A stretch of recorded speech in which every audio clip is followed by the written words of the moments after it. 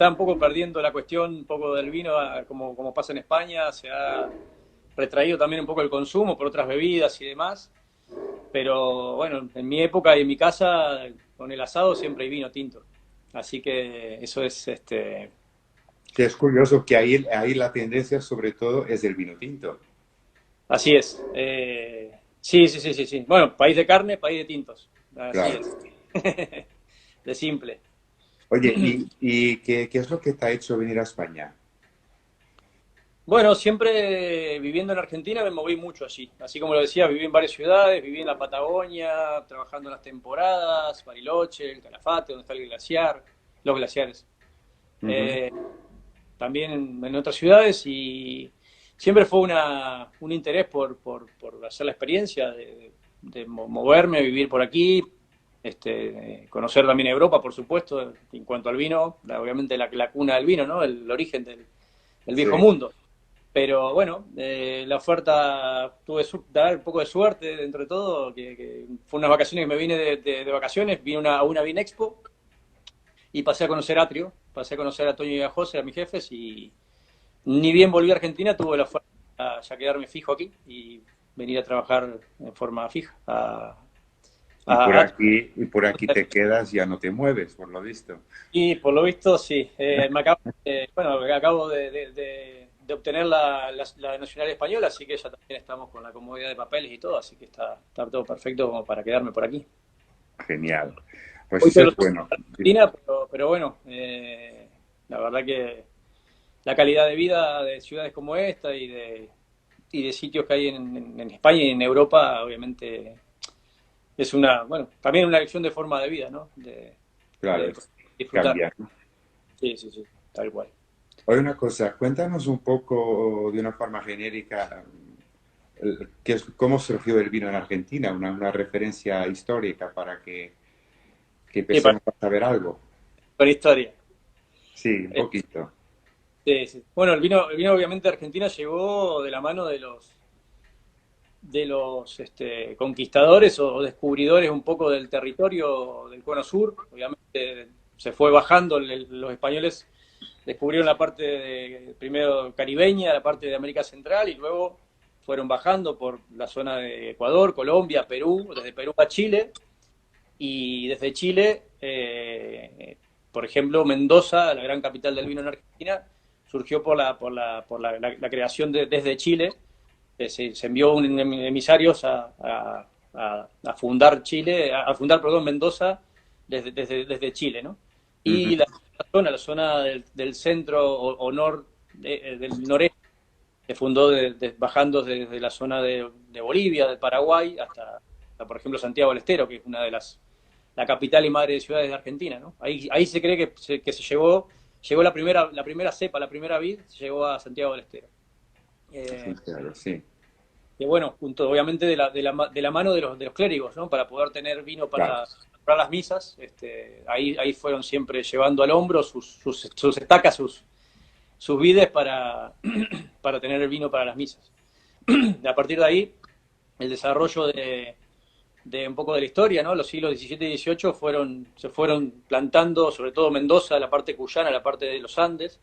Este, Una cosita, yo estuve leyendo ayer y esta mañana, por curiosidad, sí, claro, yo soy portugués y también español porque tengo también la doble nacionalidad. Estuve leyendo que allá por el siglo XVIII, con estas guerras que había no sé si lo digo bien, pero en la zona oeste de Argentina, o sea, lo que lidia con Uruguay, la ¿lo zona digo este, bien? la zona este. Zona este, Sí, sí, la que las guerras que se hacían entre los portugueses y los españoles, sí, que luego los colonos portugueses que se quedaron atrapados por los españoles fueron enviados a la zona de Mendoza y ellos también, ¿cómo decirlo?, contribuyeron mucho para el cultivo y las técnicas de la viticultura, los portugueses ahí, en la zona que es actualmente hoy la zona de Mendoza. sí, sí, sí, sí, sí. Sí, eso fue quizás claro, en el inicio bueno, de las creaciones de ciudades y la concepción, ¿no? De los cultivos, los viñedos y otro tipo de cultivos. Ujú. Este, que contribuyeron a crear eso. de cultivos en estos sitios, ¿no? Un poquito más avanzado en el tiempo ya, en los años de 1800, ya obviamente Argentina y el cono sur emancipado de España y también de Portugal, de la zona brasileña. Ya las primeras presidencias, los primeros gobernadores, quizá el de mayor renombre y el de más influencia se llamó Sarmiento. Domingo Faustino Sarmiento fue primeramente un gobernador de la zona cuyana, que estamos hablando de San Juan, él era oriundo de San Juan y Mendoza, dándole, con una visión, si se quiere, un poco europea, un poco de crecimiento, dándole fuerza a la industria nacional de cultivos, y bueno, el vino era quizás el de mayor interés para él y para ese momento, ¿no? De hecho, en Argentina el vino es un producto de interés nacional, o sea, es el producto nacional por A excelencia. partir del año 2010 es bebida nacional argentina. O sea que tiene un tratamiento diferente, o debería tener un tratamiento diferente a otro tipo de bebidas alcohólicas, por ejemplo. Cuéntanos Bueno, un poquito también que me parece muy interesante, esta particularidad que tenéis a nivel de clima y de suelos, porque a mí me parece muy interesante porque teniendo un clima continental con semidesértico y con muy poca lluvia, al parecer la viña se nutre de los deshielos y de las líneas subterráneas de agua, pero también tenéis otras zonas mucho más áridas, más secas. Cuéntanos un poco esto, explícanos. en general la viticultura el día de hoy, o sea, hoy en día está desarrollada en todo el Pedemonte andino. O sea, estamos desde norte a sur, desde las provincias del NOA, del noroeste argentino, estamos hablando de Jujuy, Salta, sitios de gran altura, estamos hablando de que allí hay uno de los viñedos más altos del mundo. Sí, tiene Eh, las viñas también también los una, viñedos más altos del mundo, sí, que están en Argentina, sí, sí. En la zona de Salta hay viñedos que llegan a los 3.300 metros de altura. Estamos ya sobre el nivel de las nubes casi, que se logran vinos espectaculares, porque también eso son cielos diáfanos, donde la madurez es total, perfecta, y también vinos de gran concentración alcohólica y de cuerpo, de estructura y de taninos en los tintos y demás. Hay también, ahora debería contarte también una variedad autóctona que se llama la torrontés, una uva blanca. Pero bueno, volviendo a tu pregunta, el desarrollo de la agricultura, si no hay agua, bueno, primero no hay vida, no hay ciudades, no hay puede vivir. Se dice que el desarrollo de estos se llaman oasis productivos, depende siempre de abastecerse de los ríos.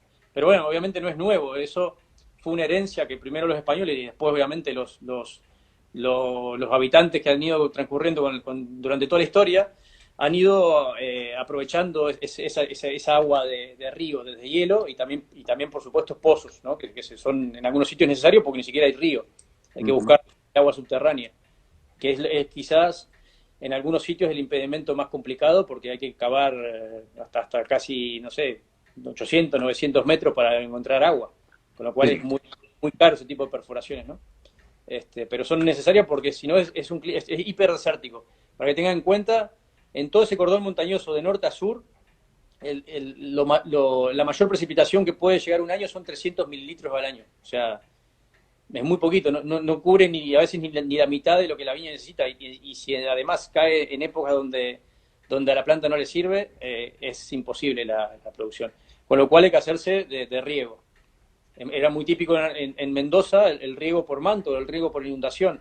Hay una organización a los ríos, a canales y de canales a acequias, como se llaman ahí, y hay también un departamento del derecho del agua en la zona de Mendoza, por ejemplo. Inclusive había que ya se ha perdido un poco, casi que no existe, una profesión que se llamaba el tomero. El tomero era el encargado de darle riego a los viñedos, y a otros cultivos, ¿no? Olivares y otros cultivos, que se ha perdido, pero bueno, y ese río se sigue utilizando, el de Canales. Si uno ve las fotos, hay un montón de acequias que van llegando a los viñedos y van regando. Inclusive la ciudad de Mendoza, la propia ciudad, uno sale a la acera de su casa y lo primero que encuentra es una pequeña acequia que suele pasar por delante de todas las calles, de todas las casas de los mendocinos. Es muy especial la formación de esas ciudades. Pues curioso, yo desconocía totalmente. A ver, yo lo estoy aprendiendo ahora, por primera vez, porque soy argentina. Sí, sí, sí. Am, Obviamente, ¿Qué pasa con el tema de la altitud? Sobre todo en la fase de hibernación del viñedo, luego ujú. la maturación se hace más tarde o se hace más rápida porque luego también las horas de sol y calor son más intensas.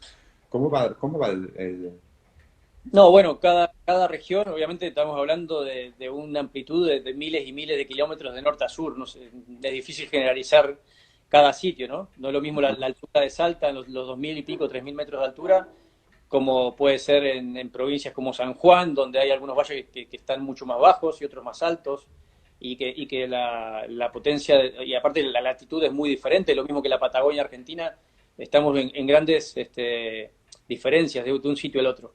Pero en realidad no, nada, la altura en general lo que facilita hoy en día, por ejemplo, hablando propiamente de Mendoza, que encontramos 5 oasis productivos muy diferentes unos a otros. El de el... mayor altura que hay en Mendoza, que se llama el Valle de Luco, que es un valle, si se quiere, descubierto o donde hubo inversiones, digamos, tardías de los últimos 20 años nada más. Lo que genera esa altitud es un clima mucho más fresco comparado con los otros. Obviamente, el momento de cosecha va a ser muy distinto estamos hablando de que ese valle puede llegar hasta los 1600 o hasta 1900 metros, están buscando hoy en día viñedos, ganando directamente la montaña, buscando también otras formaciones de suelo, y obviamente el ciclo de la vida ahí arriba va a ser mucho más distinto que una vid que crece a los 400 o 600 metros de altura en otras zonas de Mendoza, ¿no? Sí, sin duda que tiene correlación y que hace vinos diferentes. ¿Y en qué mes suelen vendimiar, más o menos? ¿Qué meses? Allí la vendimia típica es,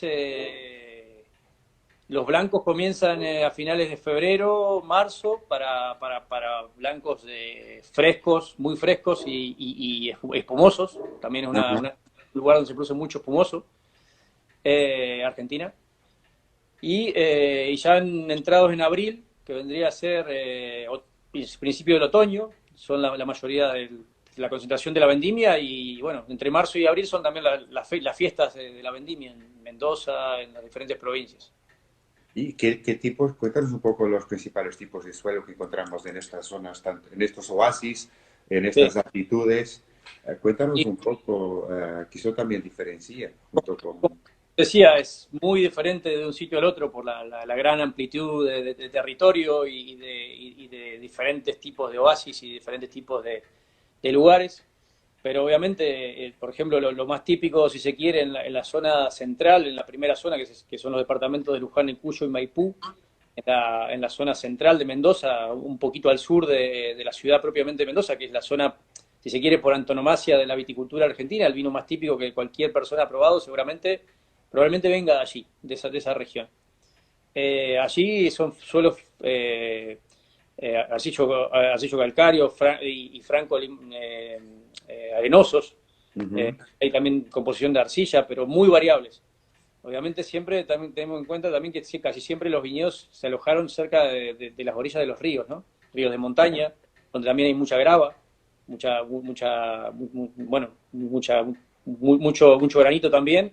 Ya subiendo a la zona de lo que es, por ejemplo, el Valle de Uco, ya estamos en la montaña propiamente dicho, ya encontramos suelos graníticos, suelos también de calizas.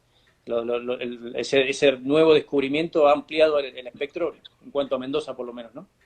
Pero también Este, tienes algunos puntos con suelos volcánicos, un poco más escasos, pero también tienes algo volcánico por ahí. Así es. Eh, Estamos hablando siempre también aquí que, imagínense, los Andes, uno de las cadenas montañosas más grandes que hay en el mundo, y, y la zona de los Andes, sobre todo del lado chileno, es una red volcánica gigantesca, con lo cual todos esos suelos que más suben a la montaña se suelen encontrar en algunos casos volcánicos, ¿no? Los nuevos viñedos que se están ampliando e invirtiendo hoy en día en la provincia de Chubut, ya hablamos de Patagonia, en esta zona, al sur de la zona de Neuquén y del Río Negro, en el norte de la provincia de Chubut. Estamos hablando que ya estamos cerca de los viñedos más australes del mundo.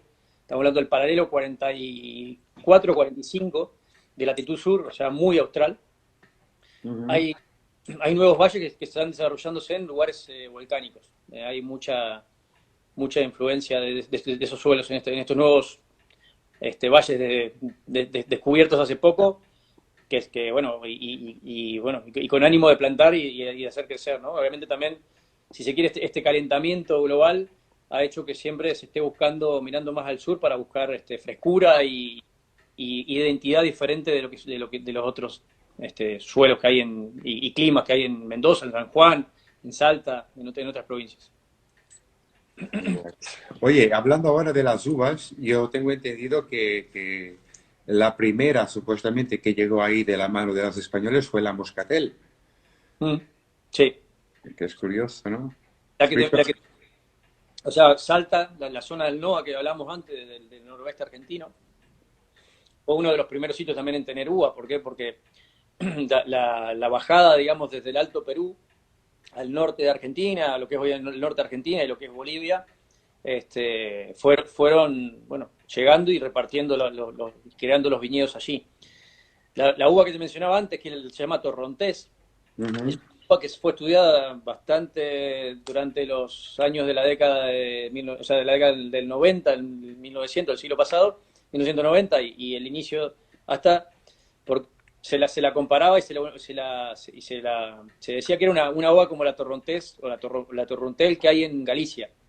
Pero se determinó, gracias al ADN y estudios genéticos, que es una uva híbrida, o sea, una uva autóctona argentina, que se hibridizó de dos uvas que trajeron los españoles, la Moscatel por un lado, y otra que en el norte de Argentina se le llama criolla chica, una uva autóctona, probablemente de las islas de las Canarias también habrán arribado ese tipo de uvas, que se le llaman las criollas, y de ese híbrido nació esta Torrontés, una uva muy atractiva, muy interesante, con una boca muy seca, buena acidez, pero una nariz muy fragante, o sea, muy intensa, de aromas a jazmín, a rosas, a macedonia, de frutas. La verdad que es una variedad muy interesante para descubrir.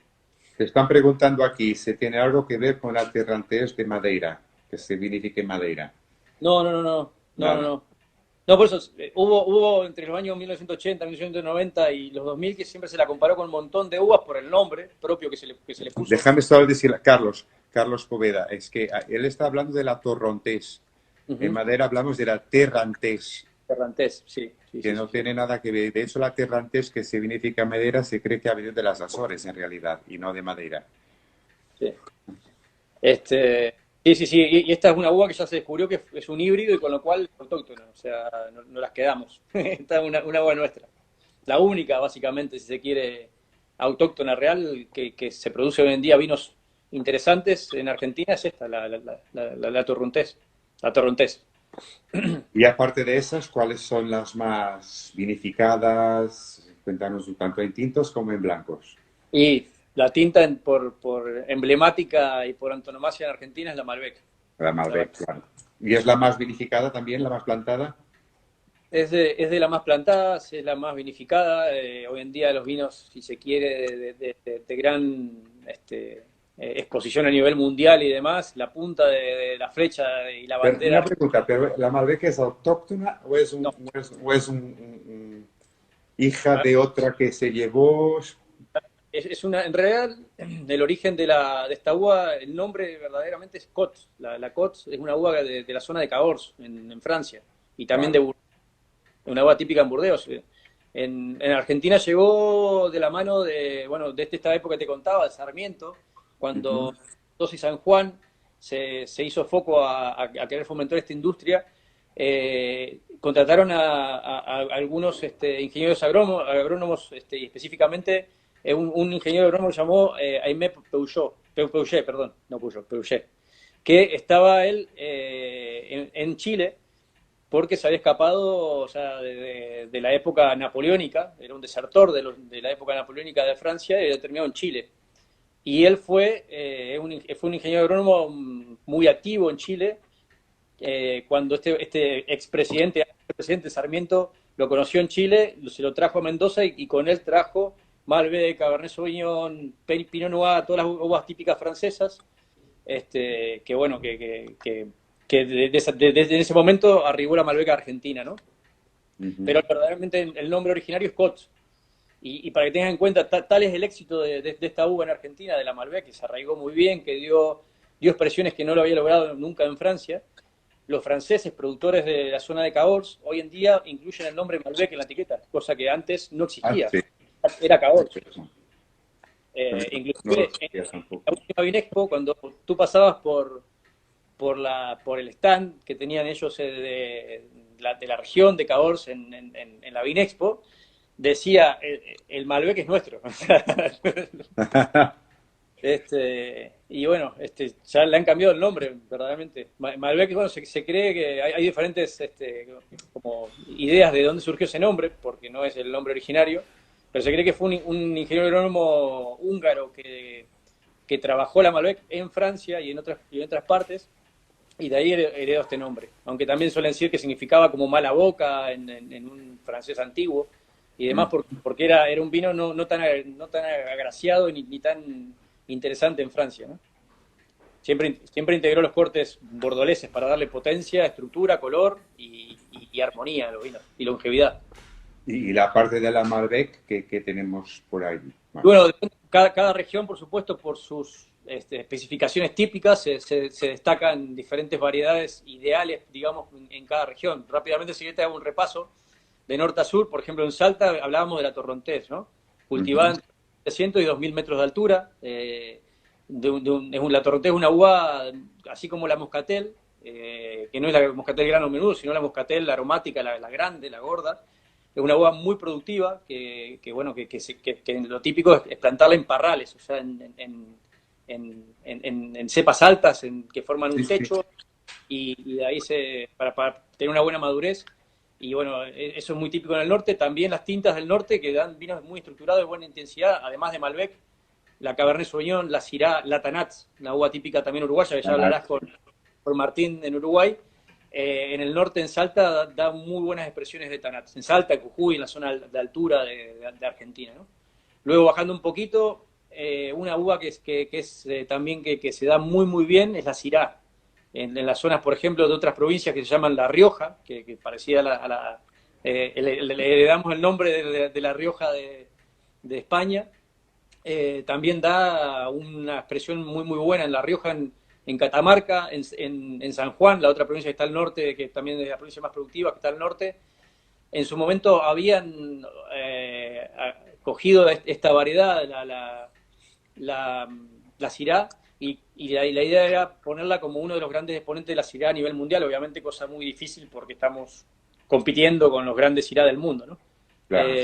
Bueno, y que no se me olvide, otra variedad también muy importante se llama Bonarda. La Bonarda tiene una historia también particular, porque, bueno, hoy en día es una de la siguiente cepa más plantada después de la Malbec, y es una variedad que también en general siempre intenta integrar o integra cortes con la Malbec, porque es una variedad que si está bien trabajada, es una variedad muy productiva también, muy, muy potente, pero si está bien trabajada, con rendimientos más bajos, da vinos muy finos, de baja graduación alcohólica, de 13 grados de alcohol, da muy buenas expresiones también, que para el estilo actual que se busca hoy en día, de vinos no muy pesados, no muy cargados, da buena intensidad. Y tiene una historia particular porque hoy en día el OIB, quiero decir, la Organización Mundial de la Vid y el Vino, ha autorizado hace unos años atrás en Argentina llamarla Bonarda Argentina, que en realidad la uva siempre se la confundió con otras variedades italianas, porque claro, fue traída por italianos a Argentina, en una de estas inmigraciones trajeron esa uva, que se la confundía siempre con la Bonarda piemontesa, pero en realidad es la Corbeau, o la Douce Noir, o sea, es de la zona de Saboya, de Savoy en Francia. Una variedad que, claro, que da toques muy aromáticos y muy amenos, muy dulces, ¿no? Muy delicados. Y en blancos, la Sauvignon Blanc es una de vuestras estrellas también, ¿no? Bueno, pero sí, pero en el último tiempo. O sea, esto viene un poco de la mano de la nueva generación de enólogos hoy en día, que eh, principalmente, por ejemplo, por mencionar alguno, por ejemplo, Mattia Michelini, que es uno de los enólogos que también hoy en día tienen, bueno, gran referencia a nivel mundial, porque también en España aquí está haciendo también, tiene muchos proyectos. Él y sus hermanos o sea, también son muy de flyers y vienen para aquí y elaboran unos cuantos vinos aquí en España también, están elaborando ahora. Y gracias a él y otros enólogos jóvenes desarrollaron el vino blanco en Argentina, que hablábamos el otro día. Argentina es país de carne, siempre vino tinto, ¿no? Y nunca las bodegas, a ver, nunca no, pero excepto esta Torrontés en el norte y alguna otra excepción a nivel Mendoza o en Patagonia, Chardonnays y Semillons en algunos casos, tiempo atrás, hubo algunas producciones interesantes, pero era lo mínimo, o sea, era lo menor. En Argentina, tierra de carne, tierra de Malbec, tierra de tintos. Claro.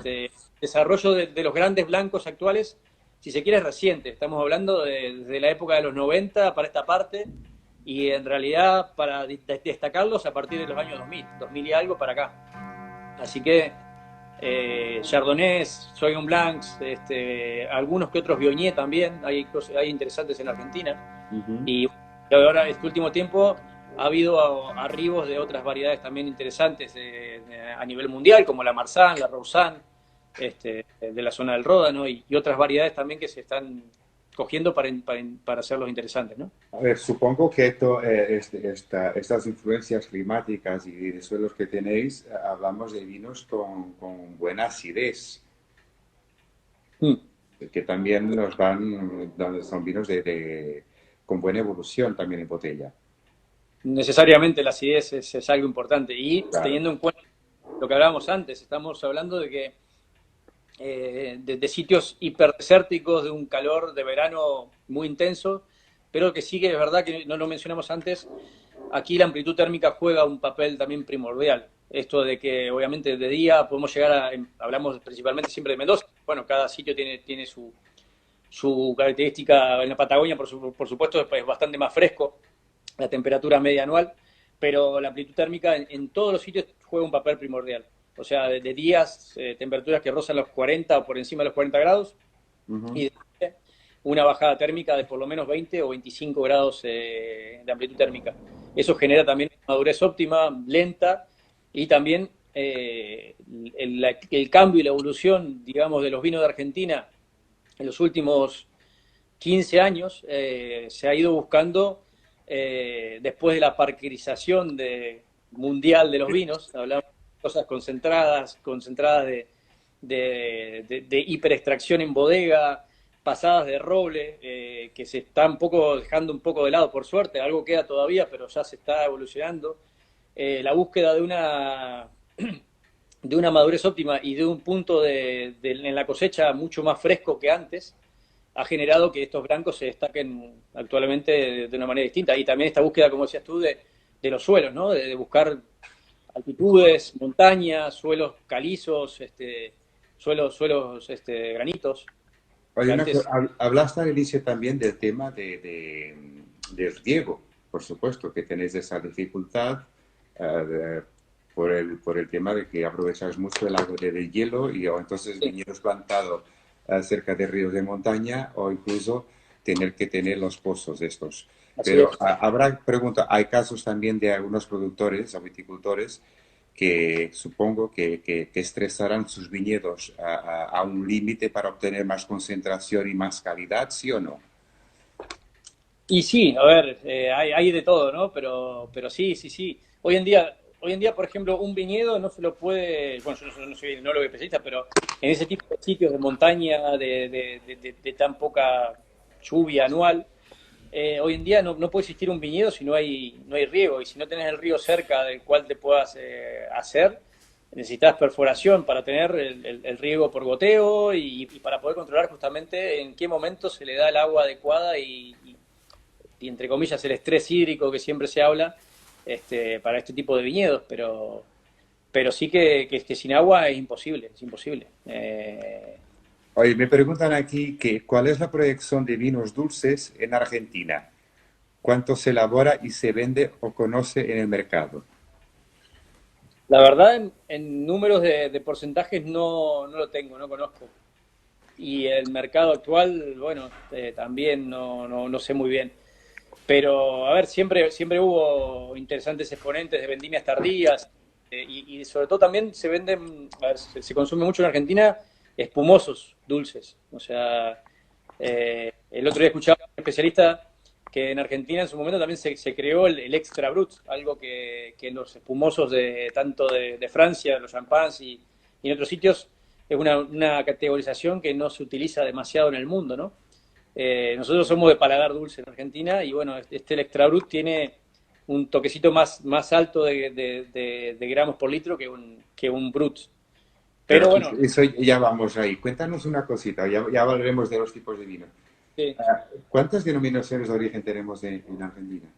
Bueno, eso es un tema que va a ser redundante en todo este ciclo que vas a tener ahora. O sea, en algunos sitios obviamente las denominaciones de origen son fuertes, hablamos obviamente del viejo mundo, pero en el nuevo mundo es un poco más complicado, un poco diferente el tema de mis denominaciones de origen. Primero porque son sitios, si se quiere, de producción de alta calidad nuevos en muchos países del nuevo mundo. Existir existen, después ahora hay que ver cómo se usan y por qué se usan. Te puedo mencionar que en Argentina la primera denominación de origen que se creó fue en el año 1990, que es Vale, Luján de Cuyo DOC, Luján de Cuyo DOC. Es la primera zona, la cuna del Malbec, si se quiere, y la zona donde que agrupan más cantidad de bodegas en todo el país. O sea, es como el origen, si se quiere, de la viticultura en Argentina, ¿no? en Argentina, sí. Pues ahora, muchas bodegas podrían usarlo, pero no lo utilizan. En la nomenclatura, en la etiqueta, ¿no? De eso hablo. Termina siendo como una herramienta más de marketing que realmente de La uso. legislación no es tan dura como aquí. No, o sí, pero el tipo de mercado, por ejemplo, el mercado interno argentino, eh, a ver, no va por el lado el consumidor no exige o no busca que la etiqueta diga el DOC, el DOC, o sea, no es interesante, ¿no? Vale. No sé si me Sí, sí, comprendés. sí, no es importante. Yo ahora no recuerdo, bueno, yo ya estoy acá hace 5 años, pero por decirte, Luján de Cuyo DOC la pueden llegar a tener 4 etiquetas, 4 vinos, 4 vinos de 800 bodegas que hay en la zona de Luján de Cuyo y Maipú. Bueno, de Luján de Cuyo algunas menos. Pongamos el caso de 500 bodegas, 4 etiquetas, dice DOC, Luján de Cuyo DOC. Con lo cual no es importante. El sentido de algo de cómo se utiliza la DOC en España o en el viejo mundo, ¿no? Con lo cual, el origen hoy en día importa, porque ahora sí, en este último tiempo, el tema del origen es importante, pero el marco, el cuadro donde se colocan las bodegas, a veces prefieren hasta salirse de, de estas DOC, digamos, ¿no? ¿Por qué? Para Porque destacarse de alguna forma, ¿no? sí, sí, sí, y aparte es todo tan nuevo, si se quiere, los descubrimientos y demás, que no les vale a las bodegas, no les interesa participar de ese tipo Vale, vale. de doc. Lo que sí, Oye, ¿qué tipos de muchos, vinos, aparte de los tintos y blancos, se producen, se vinifican en Argentina? Estoy ya volviendo a la pregunta que Jeff ha hecho hace unos 5 minutos. ¿cómo, Tenemos perdón? tintos, blancos, ¿qué más hacéis? ¿Espumosos también? Sí, sí, sí, Argentina es un productor de espumosos muy importante, para que tengan en cuenta, la primera inversión de Chandon, Moët Chandon, bueno, hoy en día Louis Vuitton, toda la compañía, pero Moët Chandon, Argentina fue la primera inversión fuera de tierras de la Champagne, en Mendoza. Anda. Sí. Y también en su búsqueda, también plantó viñas en Patagonia, buscando la frescura de los climas. La Pinot Noir, por supuesto, es el desarrollo ideal también que se genera en Patagonia, en las zonas de Neuquén y del Alto Valle del Río Negro. Con lo cual el champán siempre fue un vino referente en Argentina. Justo hoy estaba leyendo un poquito un libro que habla sobre la historia argentina, y para que tengan en cuenta los clásicos tangos, los tango canción de la época de Gardel, de los 1900, finales de 1910, 1920, 1925, el champán está en muchísimas letras del tango como un vino, por supuesto, emblemático de la high society, de la alta sociedad del consumismo de alguien con relevancia. Ujú. Bueno, y desde aquel entonces siempre hubo, digamos, producciones también locales, nacionales, de espumosos, ¿no? También hay, Supongo que utilizas el método tradicional, en general pero sí, sí. has referido también que sois muy, muy golosos, les gusta el azúcar. O sea, ahí el Brut o el Brut Natur no, no pega mucho, vas más que al... Ha ido variando un poco, pero siempre por eso también se creó nomenclatura del Extra Brut para también aportarle un poquito más de dulzor a los espumosos. Igual también hay mucho método Charmat, mucho método de vinos jóvenes, de salida rápida al mercado, y hay mucho consumo también de ese tipo de productos. No es todo champenoise. Vale. El champenoise Pero es lo más podríamos decir que el vino tinto ocupa un 80% de la producción, más o menos. entre el 80 y el 85% es Sí. todo tinto. Sí, Y sí, sí. luego, ¿qué es vino blanco o champán? ¿O espumoso? No, más blanco. El champán, la cuota es más, el espumoso es más baja, es más baja, es más baja. Y todavía quedan muchos vinos que se les suele calificar en Argentina como cepajes rosados, o sea, cepas rosadas. Estos son lo que hablamos antes, las uvas criollas, ¿no?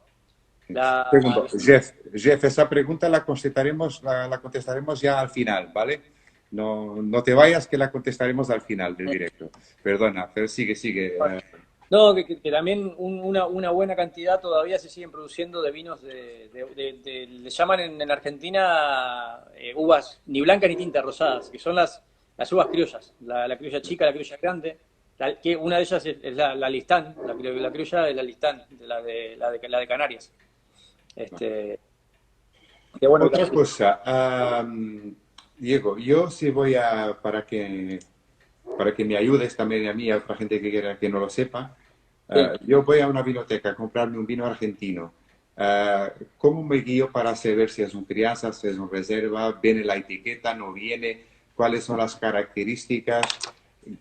Enséñanos un poco. Otro punto álgido. Sí, pero yo No, tengo que saberlo. sí, pero no, bueno, yo creo que en el nuevo mundo hay que quitarnos el chip, hacer un quiebre de nuestra, o sea, del, Entonces, ¿por dónde tengo que guiarme? ¿Por la añada? por un lado sí, y el origen, la variedad o las variedades que componen un corte, un blend, si se quiere, pero tampoco es tan importante, pero yo creo que hoy en día importa el origen, más que nada, ¿no? Hmm. Ya sabe que no tenemos muchas DOC y que, como te decía antes, no son utilizadas como aquí.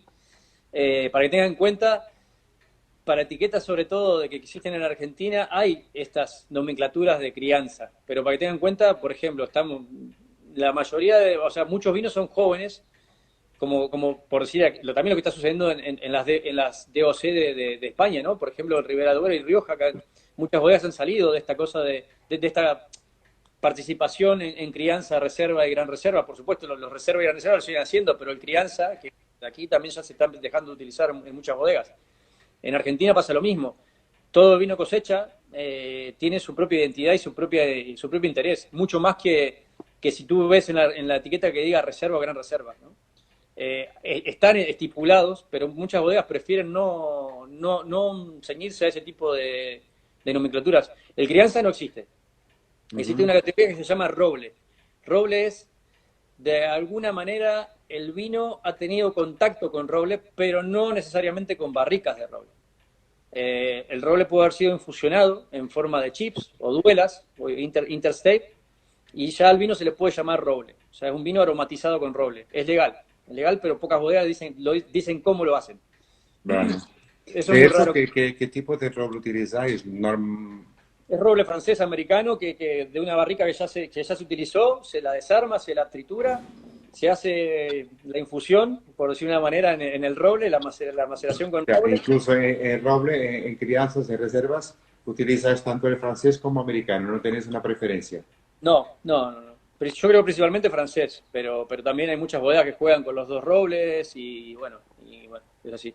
Después tenemos la categoría reserva y gran reserva. Reserva son 12 meses de crianza mínima para tintos y 6 para blancos y rosados. Y gran reserva, 24 meses en el paso por roble, en la crianza en barricas, y 12 meses para blancos y rosados.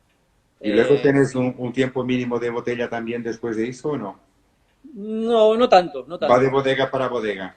Sí, no, ahí ya no, depende de la bodega, depende de la bodega. Sí. No es como aquí, no es como aquí, no es como la Ribera, como Rioja, que son más, Entonces, por este, ejemplo, yo me voy a comprar un vino y me gusta, a ver, no me gusta mucho la madera demasiado marcada en los vinos. Prefiero un vino más joven, más fácil, más frutado, sí. más terroir, por decir algo. ¿A qué año debo buscar? ¿Qué añada debo buscar, más o menos, dentro de los argentinos? Para que... Bueno, si te gustan los vinos jóvenes, yo ahora mismo estoy tomando un 2017. Estoy bebiendo un Malbec de 2017. Ujú. Malbec, por ejemplo, que es la gran mayoría de las etiquetas, Malbec es una variedad que es muy, en general, siempre es muy amena hasta siendo joven. Con 2 añitos, 3, ya son muy bebibles. Y ni que hablar de este tipo de vino como el que estoy viendo yo, que vienen del Valle de Luco, que lo hablábamos antes, zona de altura, fresca, de suelos muy minerales, de granitos, de calizas y demás, que generan frescura y esta búsqueda actual del mundo del vino. Ujú. Los vinos son muy bebibles, comparado, si se quiere, aquí con una garnacha o con no igual la variedad, por supuesto, estamos muy lejos de eso, pero sí el estilo de esta frescura, de bebible, es la búsqueda también de la Argentina. No está lejos de esa tendencia que hay también aquí en España hoy en día, ¿no? De buscar Claro. terroir muy puntuales y de hacer vinos muy concretos, frescos, de alcohol relativamente bajos, de 13,5, 14 como mucho. Pero bueno, por ejemplo, si buscas un vino así, muy recomendable este tipo de vinos, ¿no? Obviamente, si yo ya coge una botella y se reserva, seguramente es como un crianza aquí o tirando un reserva también de España. Va a Claro. haber más presencia de aromas de roble joven, de tostados, de torrefactos y de intensidad del uso del roble. Un buen vino de calidad argentino, ¿cuánto tiempo lo podemos dejar en la bodega en casa para que vaya ganando complejidad? Y ¿Cuánto por, tiempo de más por, o gen- menos? por generalizar te puedo responder, pero bueno, eso va a depender un poco también del estilo, ¿no? De cómo se haya concebido ese vino, ¿no?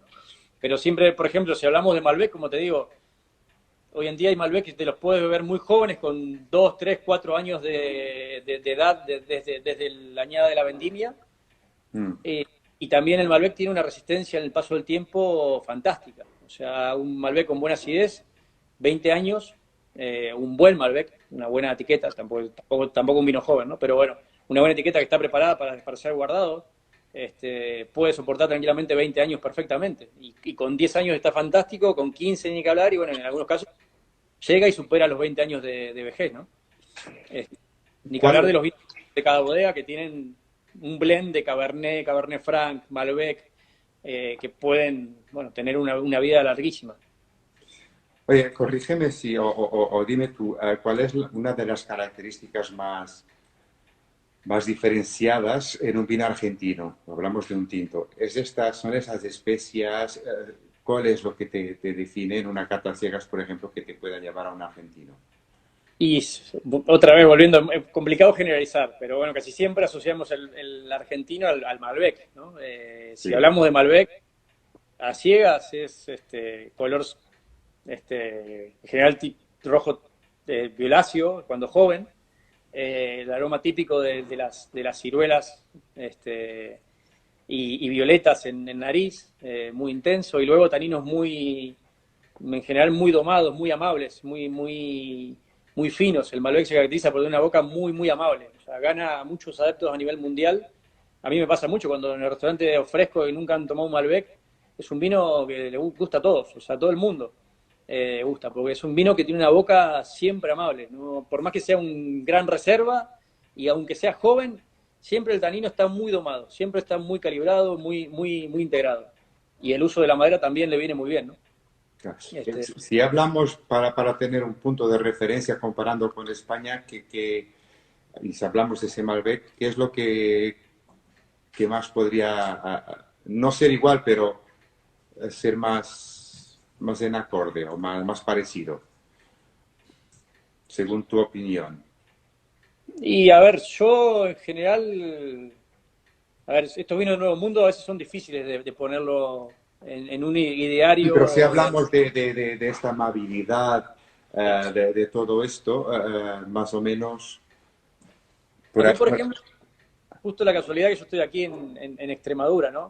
A mí muchos vinos de aquí, de esta zona de Extremadura y de zonas cálidas como esta, también por supuesto elaborados con cepajes franceses, que aquí en Extremadura hay mucho Cabernet, Syrah y demás, me extrapolan mucho a los vinos de Mendoza en general, son muy parecidos, esta zona de Extremadura, ¿no? Salvando las diferencias de terroir, de altura y demás, pero es esa Porque boca también cálida. serán parecidos a los vinos de Alentejo, ¿no? Pregunto. Claro, los vinos de Alentejo, sí, sí, sí, sí, sí, sí, tal cual, tal cual. Aparte variedades sólidas, ¿no? De buen peso en boca, de buena estructura, pero un tanino redondo, amable, me hacen acordar un poco a vinos de estas regiones, ¿no? De Alentejo, de Extremadura, algunos tintos nuevos que también se están haciendo en Andalucía, en algunos sitios, me hacen acordar mucho. El otro día estuve probando, por ejemplo, que también trabajamos el Tesalia, que se hace ahí en Arcos de la Frontera. Es un vino que siempre me hace acordar mucho al estilo mendocino, si se quiere, argentino, ¿no? Ujú. Quizá también, en algunos casos también, algún toro, algún vino de toro muy suave, también me hace acordar algunos, sobre todo algunos cortes, algunos blends de la Cabernet Franc y el Malbec, que son vinos de estructura, pero de una boca muy, muy fina. Qué guay. Este, Oye, dinos, que han hecho esa pregunta ya, he dicho uh-huh. que quedaría para el final. Danos alguna referencia, o sea, según tu criterio, de bodegas con vinos más emblemáticos, más carismáticos actualmente Sí. de Argentina. Danos unas pistas. Mira, a ver, por mencionar bodegas, No, a Mendoza, ver, no te digo obviamente, para profesional, pero a lo mejor una sí, bodega que puede tener 10 o 15 referencias tiene una que a ti te apasiona y las otras no, pero de algún vino sí. en particular, o algunos vinos en particular que crees que son, que sean muy representativos de lo que es Argentina en su Vale, mejor. si quieres te enumero algunos de norte a sur, ya te digo, por ejemplo, de norte, torrontés salteños, de la región de Salta, torrontés riojano, que es la variedad, de bodegas así muy, muy buenas. Por ejemplo, hay unos vinos que hace la bodega Lavaque, Yacochulla es otra bodega también que está ahí metido, Michel Roland, que fue uno de los cultores del vino en Argentina de los años 90, que hace con la familia Chart, que ya Ujú. se llama esa bodega. Bueno, hacen torrontés fantásticos y también ahí me encantan los cabernets. Los cabernets de esa zona, al igual que los tanats, vinos de buen cuerpo, estructura, alcoholes de 15, en algunos casos rozan los 16, pero bueno, ya están cada vez más domados. Hacen vinos también muy característicos de altura. Después ya Mendoza, por ejemplo, tenemos un alto espectro de vinos ahí que a mí me encantan. Los típicos vinos de la primera zona, como se llama la zona de Luján de Cuyo. Ahí hay bodegas muy típicas, yo que sé, Catapata, Norton, que son muy, muy típicas, ¿no? Terraza de los Andes, que es del grupo Yandón también. Pero bueno, ahí por supuesto el Malbec es el fantástico, el más predominante. Mm. Después yendo un poquito a los nuevos valles de la altura, de, del Valle Duco, ahí, bueno, de la mano de esto que mencionaba antes, de Matías Michelini, de los Michelini, y otros productores también que han invertido en esta zona, Zucardi, la bodega Zucardi, Seba Zucardi, hace unos vinos increíbles también allí. Por supuesto, siempre, el Malbec siempre está ahí, pero bueno, muchas de estas bodegas también están interesadas y haciendo Pinot Noir fantásticos, sutiles, finísimos, de altísima calidad. Por ejemplo, nosotros trabajamos uno que se llama el Punta Negra, que hace Matías Michelini ahí en su bodega en Superuco, que es un Pinot que te lleva a sitios de la Borgoña directamente, o sea, sin ir más lejos. Y ni que hablar si ya pisamos Patagonia, la Patagonia, en la zona de Río Negro, por ejemplo, hay una bodega que se llama Chacra, que se dedica únicamente a Pinot Noir. Esa es una bodega que es de Inciso Piero de la Roqueta, que es de un italiano, que es hijo de Bolgheri, del Sassicaia, que se fue a Argentina y compró consiguió unos viñedos de 1932 y 1955 y hace unos Malbec unos Pinot Noir quizá de los mejores del mundo. O sea, se pone a la altura de algunos de los Pinot Noir de los mejores que hay en el mundo, ese tipo de vinos, ¿no? Aquí están diciendo que los de Zucarde son extraordinarios, que los Merlot de Patagonia también. Esta bodega también elabora algunos Merlot que son muy, muy especiales también, de cepas muy antiguas, cepas viejas. La bodega Humberto Canale también en Patagonia, una bodega que tiene más de 100 años. Fue un pionero Humberto Canale en llegarse a la Patagonia. Hay que pensar que hace 100 años en la Patagonia no había casi nada, o sea, había muy, muy poco para desarrollar la vida ahí. Bastante agreste todo. Y tiene cepas viejas de Pinot Noir, de Riesling, de Semillón, que son alucinantes. Dan vinos fantásticos también. Qué guay. Oye, una pregunta ahora, que vosotros que sois muy de espumosos, aparte de lo que producís y de lo que traéis seguramente de Francia por cuestión champán y eventualmente de Italia por cuestiones históricas, ¿qué relación tenéis con el cava? La verdad también importante, siempre hay que tener en cuenta que Argentina, con nuestros vaivenes socioeconómicos complicados que hemos tenido en los últimos tiempos, pero para que tengan en cuenta, tanto como Codorníu como Freixenet implantaron sus bodegas allí, en Mendoza. Y también son muy buenos productores de espumosos, obviamente, ¿no? Sí, sí, sí. Ahí también mencionan Noemía en Patagonia. Bueno, Noemía es otra bodega que también comparten el mismo enólogo de Chacra que mencionaba antes, pero Noemía se dedica a hacer Malbecs. Y hace también unos Malbec fantásticos. El Noemía Malbec también me parece uno de los mejores vinos de Argentina, sin duda. Que es de Noemí Cinzano, de la condesa de Italia. También la bodega es muy buena. Volviendo a los espumosos, bueno, siempre hay buena relación con el cava. Lo que pasa es que, tú, por ejemplo, tienes que tener en cuenta en los últimos años ha habido aperturas y cierres de mercado muy importantes, ¿no? En cuanto a importación, por ejemplo, tuvimos toda la década pasada, casi toda la década pasada, bueno, mitad y mitad, desde los años 2007 hasta el 2014, las barreras de la importación estaban cerradas, o sea, además de los aranceles de importación son altísimos, hoy en día. No se puede importar vino de afuera, con lo cual se ha sufrido mucho en el hecho en los últimos 20 años de poder beberte un vino europeo o de cualquier parte del mundo en Argentina. Yo estuve en esa época y era imposible de encontrar, y si lo encontraba lo pagabas a precio de capaz que un cava normal que aquí vale 10 euros, en Argentina lo pagabas por 40 o 50 euros. Oye, Diego, nos queda minuto y medio. ¿Qué estás bebiendo? Estoy bebiendo un vino que se llama Cruachan.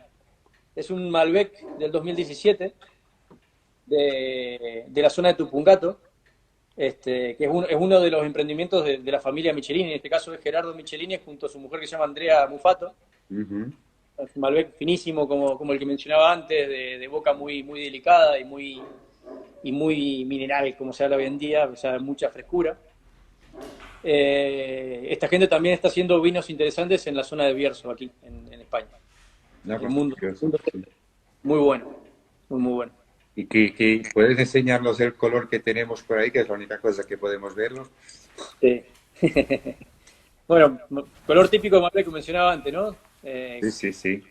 Violáceo, intenso, pero con una frescura en la nariz, violeta, muy floral, muy delicado, fruta negra, y en boca también muy largo, fresco, bien de vino de montaña, por decirlo de una manera. Muy, muy, muy interesante. Se fue el Nada, tiempo, ¿eh? Volando. señor, se ha ido la horita, nos quedan 30 segundos. Bueno, encantado. Te quiero dar las gracias a ti, a todos por haber pasado por aquí, por haber estado un ratito con nosotros. Enviarte un fuerte abrazo, a ver si nos podemos ver pronto en Cáceres, que te hago una visita por ahí, que seguramente tenemos cosas pendientes también para Atrium. Y nada, darte las gracias, Diego, por dedicar esto ahorita a Encantado, encantado. Lusitano y a mí y a todo esto. Y recordar